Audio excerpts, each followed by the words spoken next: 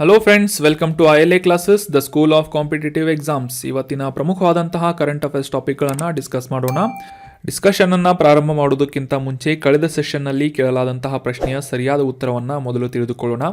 ಈ ಕೆಳಗಿನ ಯಾವ ಸಂಸ್ಥೆಯು ಅಟಲ್ ನಾವೀನ್ಯತೆ ಮಿಷನ್ ಅಥವಾ ಅಟಲ್ ಇನ್ನೋವೇಷನ್ ಮಿಷನ್ ಅನ್ನುವ ಇನಿಷಿಯೇಟಿವನ್ನು ಪ್ರಾರಂಭ ಮಾಡಿತ್ತು ಅಂತ ಪ್ರಶ್ನೆಯನ್ನು ಕೇಳಲಾಗಿತ್ತು. ಸರಿಯಾದ ಉತ್ತರ ಆಪ್ಷನ್ 4, ನೀತಿ ಆಯೋಗ ಈ ಇನಿಷಿಯೇಟಿವನ್ನು ಪ್ರಾರಂಭ ಮಾಡಿದಂತಹ ಸಂಸ್ಥೆಯಾಗಿದೆ ಅಟಲ್ ಇನ್ನೋವೇಷನ್ ಮಿಷನ್ ಅಂತ. ಸೊ ನೀತಿ ಆಯೋಗ ಅಂತ ಕರೆಕ್ಟಾಗಿ ಆನ್ಸರ್ ಮಾಡಿದಂತಹ ಎಲ್ಲ ಸ್ಟೂಡೆಂಟ್ಸ್ಗಳಿಗೆ ಕಂಗ್ರ್ಯಾಚುಲೇಷನ್ಸ್. ಇದೇ ರೀತಿ ಡಿಸ್ಕಷನ್ನಲ್ಲಿ ಭಾಗವಹಿಸ್ತಾ ಇರಿ, ಅಟ್ಲೀಸ್ಟ್ ಆನ್ಸರ್ ಮಾಡೋದಕ್ಕೆ ಪ್ರಯತ್ನ ಮಾಡ್ತಾ ಇರಿ ಅಂತ ಹೇಳ್ತಾ ಇವತ್ತಿನ ಪ್ರಶ್ನೆಯನ್ನು ನೋಡೋಣ.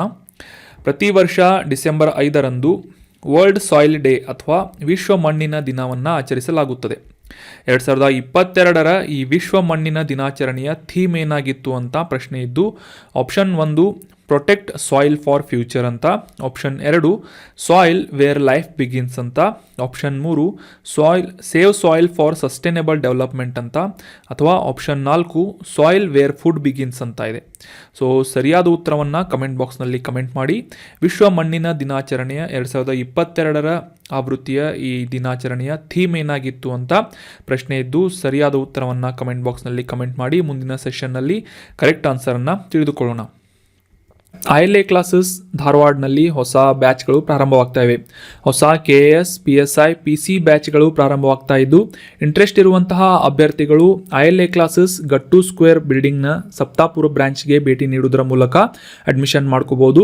ನಿಮ್ಮ ಯಾವುದೇ ಕ್ವೇರೀಸ್ಗಳು ಇದ್ದರೆ ಕೆಳಗೆ ತಿಳಿಸಲಾದಂತಹ ಕಾಂಟ್ಯಾಕ್ಟ್ ನಂಬರನ್ನು ಸಂಪರ್ಕಿಸುವುದರ ಮೂಲಕ ಕ್ವೇರೀಸ್ಗಳನ್ನು ಕ್ಲಿಯರ್ ಮಾಡಿಕೊಂಡು ಅಡ್ಮಿಷನ್ ಮಾಡ್ಕೋಬಹುದಾಗಿದೆ. ಕಾಂಟ್ಯಾಕ್ಟ್ ನಂಬರ್ 9353312470 ಅಂತ. ಇನ್ನೂ ಹೆಚ್ಚಿನ ಮಾಹಿತಿಗಾಗಿ ಈ ಕೆಳಗಿನ ಕಾಂಟ್ಯಾಕ್ಟ್ ನಂಬರ್ಗೆ ಸಂಪರ್ಕಿಸಿ. ನಮ್ಮ ಯೂಟ್ಯೂಬ್ ಚಾನಲ್ಗೆ ಹೊಸದಾಗಿ ಭೇಟಿ ನೀಡ್ತಾ ಇದ್ದರೆ ಸಬ್ಸ್ಕ್ರೈಬ್ ಮಾಡಿ, ಬೆಲ್ ಐಕಾನನ್ನು ಕ್ಲಿಕ್ ಮಾಡಿ. ಇದರಿಂದ ನಾವು ಅಪ್ಲೋಡ್ ಮಾಡುವಂಥ ಎಲ್ಲ ವಿಡಿಯೋಗಳ ನೋಟಿಫಿಕೇಷನ್ಗಳನ್ನು ನೀವು ಇನ್ಸ್ಟಂಟಾಗಿ ಪಡ್ಕೋಬಹುದಾಗಿದೆ. ಈಗ ಡಿಸ್ಕಸ್ ಮಾಡ್ತಾ ಇರುವಂತಹ ಕರೆಂಟ್ ಅಫೇರ್ಸ್ ನೋಟ್ಸ್ಗಳನ್ನು ಫ್ರೀಯಾಗಿ ಡೌನ್ಲೋಡ್ ಮಾಡಿಕೊಳ್ಳಲು ನಮ್ಮ ಟೆಲಿಗ್ರಾಮ್ ಚಾನಲ್ ILA ಕ್ಲಾಸಸ್ಸನ್ನು ಸಬ್ಸ್ಕ್ರೈಬ್ ಮಾಡಿ. ಇನ್ನು ಇವತ್ತಿನ ಆರ್ಟಿಕಲ್ಗೆ ಸಂಬಂಧಿಸಿದಂತಹ ಮೊದಲ ಪ್ರಶ್ನೆಯನ್ನು ನೋಡೋದಾದರೆ, ಗಂಡಕ್ ನದಿಯು ಈ ಕೆಳಗಿನ ಯಾವ ನದಿಯ ಉಪನದಿಯಾಗಿದೆ ಅಂತ ಪ್ರಶ್ನೆ ಇದೆ. ಗಂಡಕ್ ಅನ್ನುವ ನದಿ ಈ ಕೆಳಗಿನ ಯಾವ ನದಿಯ ಉಪನದಿಯಾಗಿದೆ, ಟ್ರಿಬ್ಯೂಟರಿ ಆಗಿದೆ ಅಂತ ಪ್ರಶ್ನೆ ಇದ್ದು, ಆಪ್ಷನ್ಗಳಲ್ಲಿ ಯಮುನಾ ನದಿ, ಆಪ್ಷನ್ 2 ಮಂದಾಕಿನಿ, ಆಪ್ಷನ್ 3 ಗಂಗಾ ನದಿ, ಅಥವಾ ಆಪ್ಷನ್ 4 ಗೋದಾವರಿ ಅಂತ ಇದೆ. ಸರಿಯಾದ ಉತ್ತರ ಆಪ್ಷನ್ 3, ಈ ಗಂಡಕ್ ಅನ್ನುವ ನದಿ ಗಂಗಾ ನದಿಯ ಪ್ರಮುಖವಾದಂತಹ ಉಪನದಿಯಾಗಿದೆ.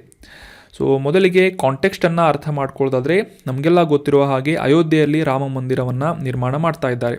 ಸೊ ಈ ರಾಮ ಮಂದಿರದಲ್ಲಿ ನಿರ್ಮಾಣವಾಗುವಂತಹ ರಾಮನ ವಿಗ್ರಹವನ್ನು ಕೆತ್ತುವ ಉದ್ದೇಶದಿಂದ ನೇಪಾಳದ ಕಾಳಿಗಂಡಕ್ ನದಿಯ ಹತ್ತಿರದಿಂದ ಸುಮಾರು 7 ಅಡಿ ಉದ್ದದ ಮತ್ತು 350 ಟನ್ ತೂಕದ 2 ಶಿಲೆಗಳನ್ನು ಟ್ರಾನ್ಸ್ಪೋರ್ಟ್ ಮಾಡಲಾಗ್ತಾ ಇದೆ.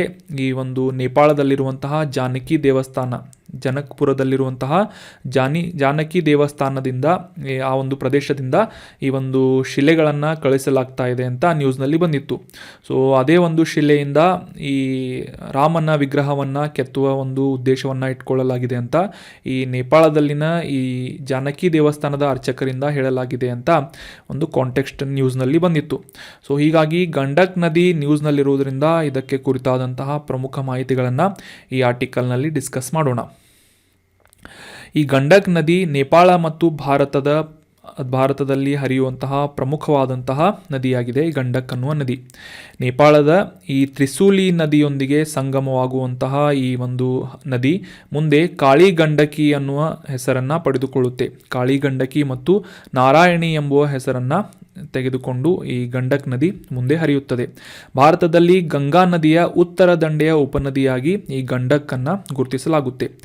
ಈ ಒಂದು ಮ್ಯಾಪ್ ಮೂಲಕ ನಿಮಗೆ ಡೀಟೇಲ್ ಆಗಿ ಅಂಡರ್ಸ್ಟ್ಯಾಂಡ್ ಆಗುತ್ತೆ. ಈ ಒಂದು ಇಮೇಜ್ನಲ್ಲಿ ನೋಡುವ ಪ್ರಕಾರ ಈ ಗಂಗಾ ನದಿ, ಈ ಬ್ಲೂ ಕಲರ್ ಹೈಲೈಟ್ ಮಾಡಲಾದಂತಹ ಒಂದು ಲೈನ್ ಏನಿದೆ, ಇದು ಗಂಗಾ ನದಿಯನ್ನು ಶೋ ಮಾಡುತ್ತೆ.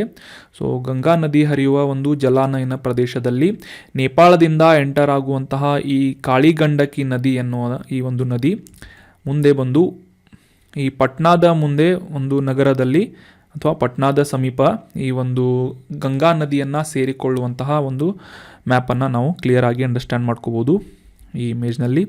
ಸೊ ಗಂಗಾ ನದಿಯ ಪ್ರಮುಖವಾದಂತಹ ಉಪನದಿಗಳಲ್ಲಿ ಗಂಡಕ್ ಅನ್ನುವ ಈ ನದಿ ಕೂಡ ಒಂದಾಗಿದೆ. ಇದು ಉತ್ತರದ ದಂಡೆಯಲ್ಲಿ ಸೇರಿಕೊಳ್ಳುವಂತಹ ಗಂಗಾ ನದಿಯನ್ನು ಪಟ್ನಾದ ಮುಂದೆ ಸೇರಿಕೊಳ್ಳುವಂತಹ ಉಪನದಿಯಾಗಿದೆ. ಇದರ ಹಿಂದುಗಡೆ ಘಾಗ್ರಾ ಅನ್ನುವ ನದಿಯನ್ನು ಕೂಡ ನಾವು ಗುರುತಿಸಬಹುದಾಗಿದೆ.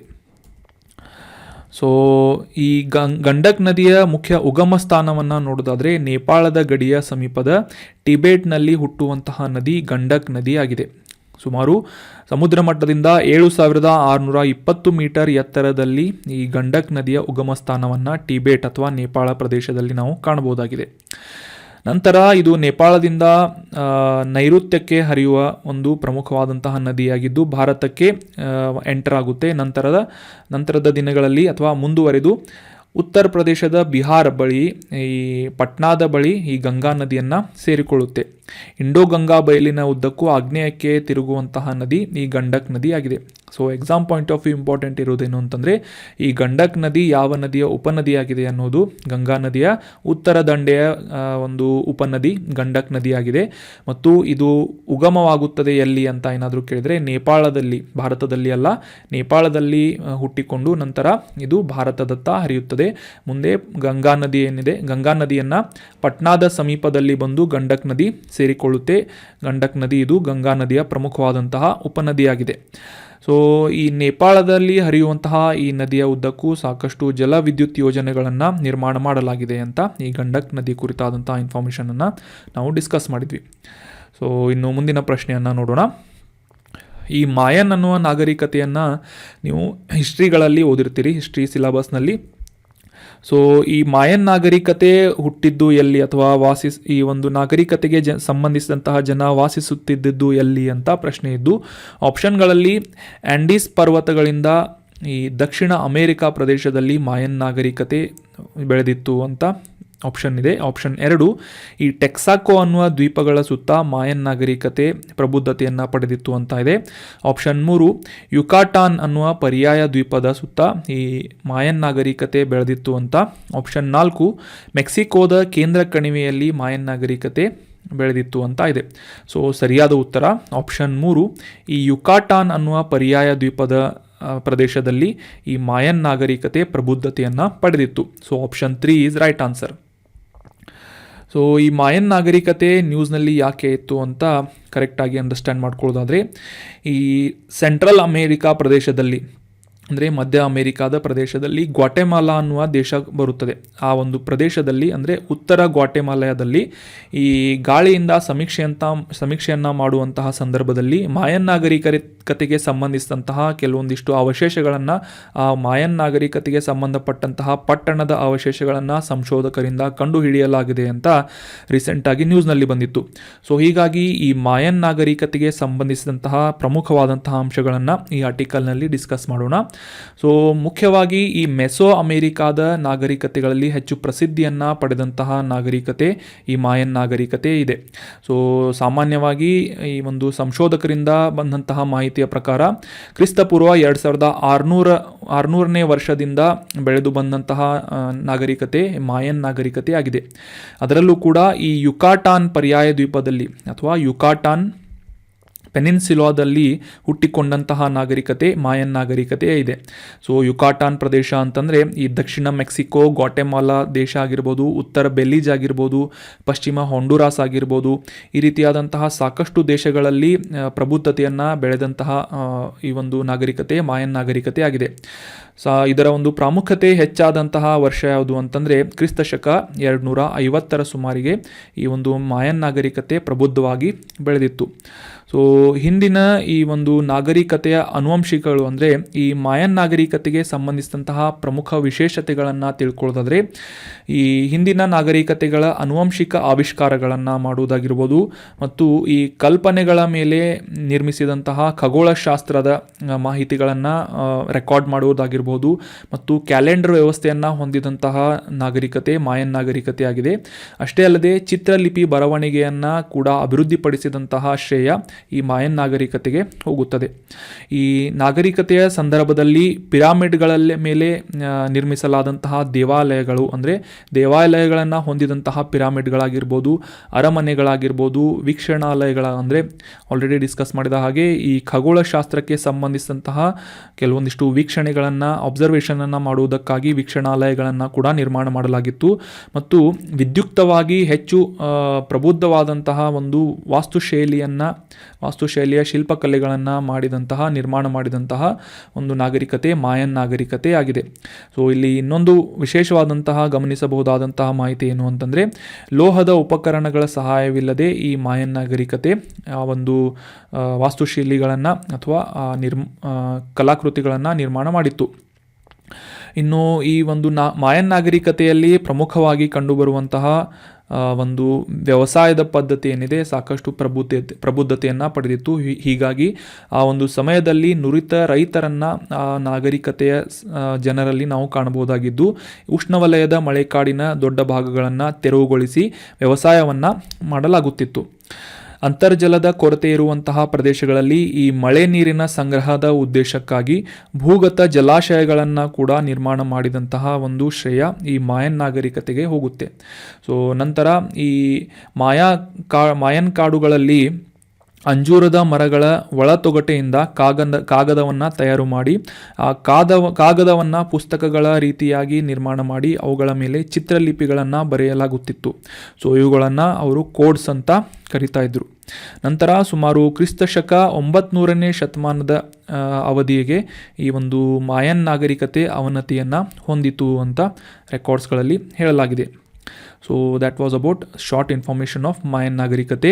ಇನ್ನು ಈ ಆರ್ಟಿಕಲ್ನಲ್ಲಿ ಡಿಸ್ಕಸ್ ಮಾಡಲಾದಂತಹ ಯುಕಾಟಾನ್ ಅನ್ನುವ ಪೆನಿನ್ಸುಲಾ ಅಥವಾ ಪರ್ಯಾಯ ದ್ವೀಪ, ಅಂದರೆ ಈ ಮಾಯನ್ ನಾಗರಿಕತೆ ಹೆಚ್ಚಾಗಿ ಪ್ರಬುದ್ಧತೆಯನ್ನು ಪಡೆದಂತಹ ಬೆಳೆದು ಬಂದಂತಹ ಪ್ರದೇಶವಾದಂತಹ ಯುಕಾಟಾನ್ ಪೆನಿನ್ಸುಲಾ ಅಂದರೆ ಏನು ಅಂತ ತಿಳ್ಕೊಳ್ಳೋದಾದರೆ, ಮೆಕ್ಸಿಕೋದ ಆಗ್ನೇಯ ಪ್ರಕ್ಷೇಪಣಾ ಪ್ರದೇಶವಾದಂತಹ ಮತ್ತು ಅಟ್ಲಾಂಟಿಕ್ ಸಾಗರದವರೆಗೆ ವಿಸ್ತರಿಸಿದಂತಹ ಪ್ರದೇಶವನ್ನು ಯುಕಾಟಾನ್ ಪೆನಿನ್ಸುಲಾ ಅಥವಾ ಯುಕಾಟಾನ್ ಪರ್ಯಾಯ ದ್ವೀಪ ಅಂತ ಗುರುತಿಸಲಾಗುತ್ತೆ.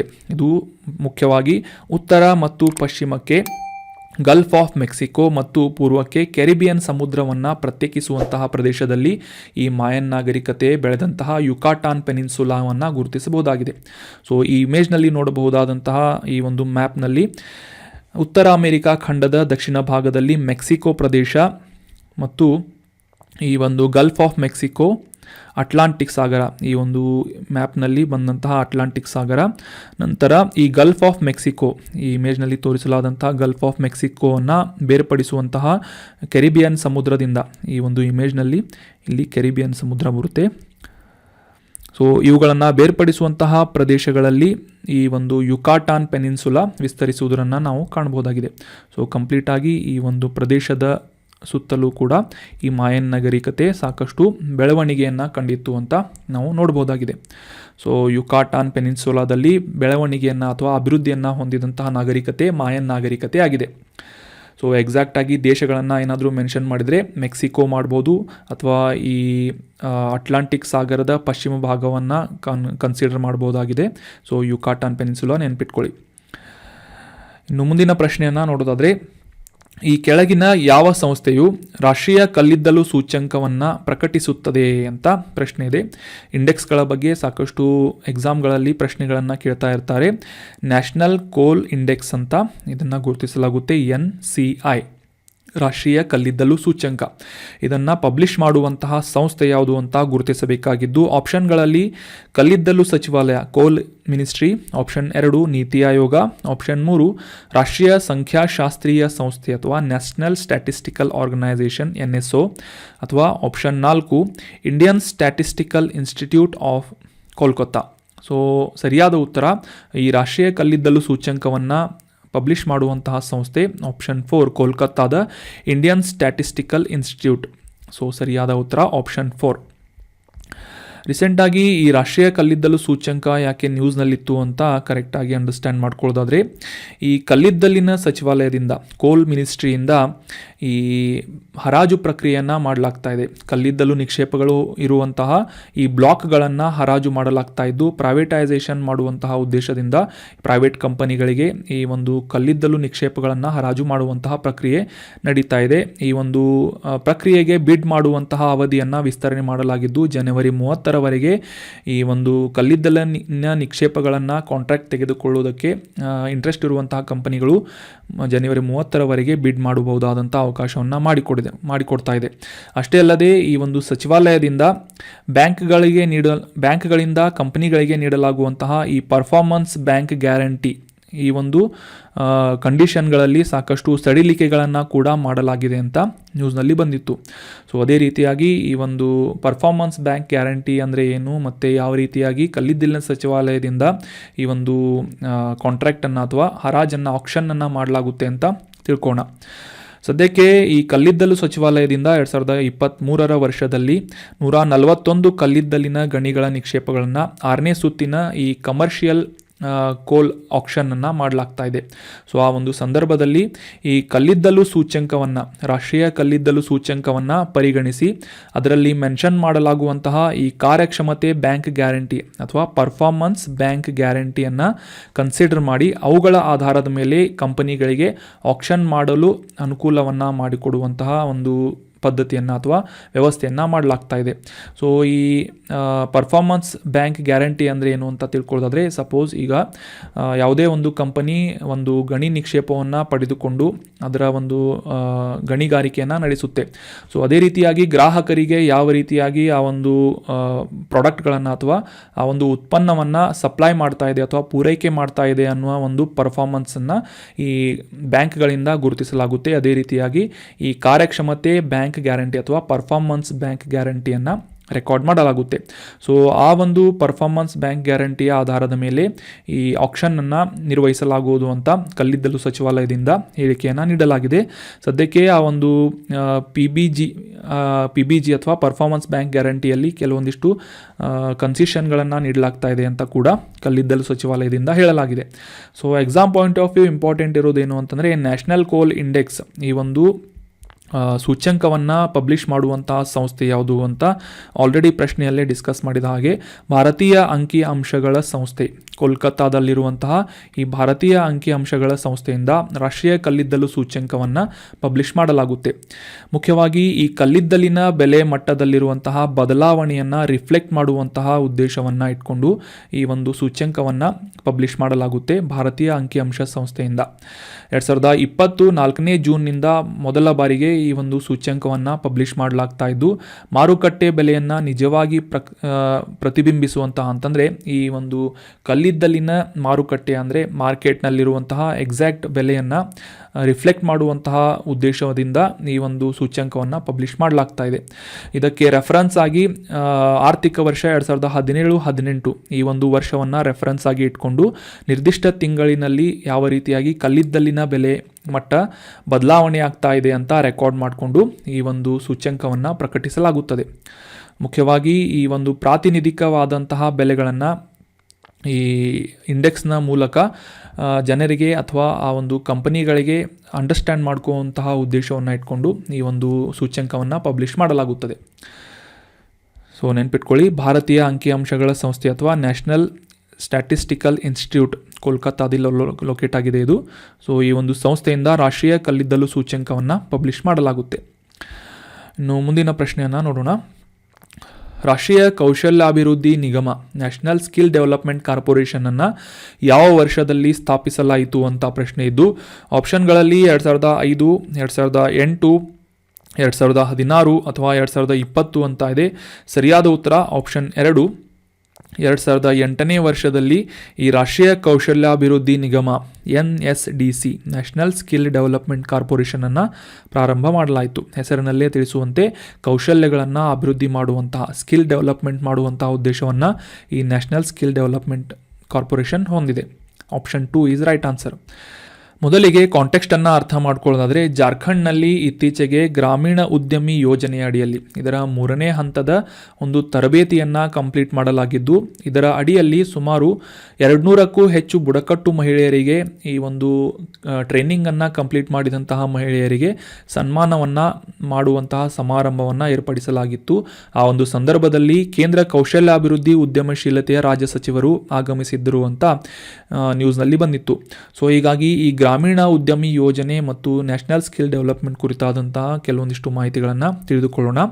ಈ ಗ್ರಾಮೀಣ ಉದ್ಯಮಿ ಯೋಜನೆ ಮುಖ್ಯವಾಗಿ ಕೌಶಲ್ಯಾಭಿವೃದ್ಧಿ ನಿಗಮದಿಂದ ಧನ ಸಹಾಯವನ್ನು, ಒಂದು ಅನುದಾನವನ್ನು ಪಡೆದುಕೊಂಡು ನಡೆಸಲಾಗ್ತಾ ಇರುವಂತಹ ಯೋಜನೆ ಗ್ರಾಮೀಣ ಉದ್ಯಮಿ ಯೋಜನೆಯಾಗಿದ್ದು, ಗ್ರಾಮೀಣ ಪ್ರದೇಶ ಅಥವಾ ಸ್ಥಳೀಯ ಪ್ರದೇಶಗಳಲ್ಲಿ ಆರ್ಥಿಕತೆಯನ್ನು ಉತ್ತೇಜಿಸುವುದು ಮತ್ತು ಆ ಒಂದು ಪ್ರದೇಶದಲ್ಲಿ ಉದ್ಯೋಗಾವಕಾಶಗಳನ್ನು ರೂಪಿಸುವುದು ಮತ್ತು ಬಲವಂತದ ವಲಸೆಯನ್ನು, ಅಂದರೆ ಗ್ರಾಮೀಣ ಪ್ರದೇಶಗಳಿಂದ ನಗರ ಪ್ರದೇಶಗಳಿಗೆ ವಲಸೆ ಹೋಗುವಂತಹ ಉದ್ಯಮಿಗಳನ್ನು ಅಥವಾ ಕಾರ್ಮಿಕರನ್ನು ಕಡಿಮೆ ಮಾಡುವಂತಹ ಉದ್ದೇಶವನ್ನು ಈ ಗ್ರಾಮೀಣ ಉದ್ಯಮಿ ಯೋಜನೆ ಹೊಂದಿದೆ.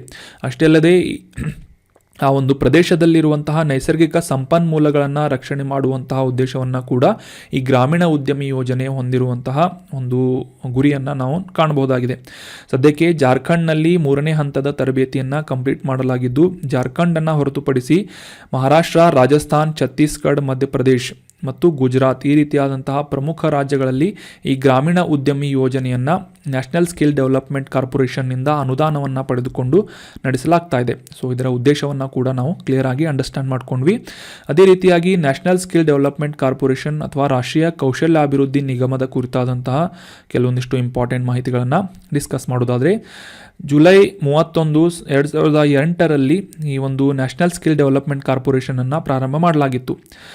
1956ರ ಕಂಪನೀಸ್ ಆ್ಯಕ್ಟ್ ಈ ಒಂದು ಕಾಯ್ದೆಯ ಅಡಿಯಲ್ಲಿ ರಿಜಿಸ್ಟರ್ ಮಾಡಿಕೊಂಡು ಸ್ಥಾಪನೆ ಮಾಡಲಾದಂತಹ ಸಂಸ್ಥೆ ನ್ಯಾಷನಲ್ ಸ್ಕಿಲ್ ಡೆವಲಪ್ಮೆಂಟ್ ಕಾರ್ಪೊರೇಷನ್ ಆಗಿದ್ದು, ಮಿನಿಸ್ಟ್ರಿ ಆಫ್ ಫೈನಾನ್ಸ್ ಅಥವಾ ಹಣಕಾಸು ಸಚಿವಾಲಯದಿಂದ ಸ್ಥಾಪನೆ ಮಾಡಲಾದಂತಹ ಸಂಸ್ಥೆ NSDC ಆಗಿದೆ.